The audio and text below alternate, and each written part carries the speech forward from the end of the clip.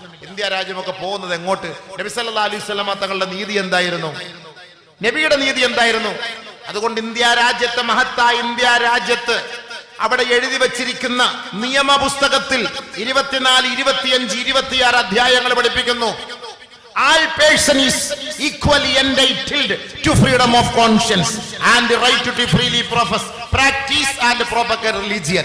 ഓരോ മതക്കാർക്കും അവരുടെ മതമനുസരിച്ച് ജീവിക്കാനും പ്രവർത്തിക്കാനും അവർ ആഗ്രഹിക്കുന്ന ദൈവത്തെ ആരാധിക്കാനും പരിപൂർണമായ സ്വാതന്ത്ര്യം ഇന്ത്യ രാജ്യത്തിൽ ഉണ്ടെന്ന് പഠിപ്പിച്ച മഹത്തായ ഇന്ത്യയുടെ ഭരണഘടനയെ നെഞ്ചോട് ചേർത്ത് പിടിച്ചുകൊണ്ട് എല്ലാ മതക്കാരെയും മനുഷ്യന്മാരായി കണ്ട് സന്തോഷത്തോടും സൗഹാർദ്ദത്തോടും കൂടി ഇന്ന് വരെ നമ്മൾ എങ്ങനെ ജീവിച്ചോ അതേപോലെയുള്ള ഒരു ജീവിതമായിരിക്കണം ഇനി നമുക്ക് വേണ്ടത് എന്ന് ഇസ്ലാം നമ്മളെ പഠിപ്പിക്കുന്നു. അതാണ് നമ്മുടെ ഈ സമ്മേളനത്തിൽ ഈ മാനവികതയുടെ പ്രവാചകൻ നമുക്ക് മുന്നോട്ട് വെക്കാനും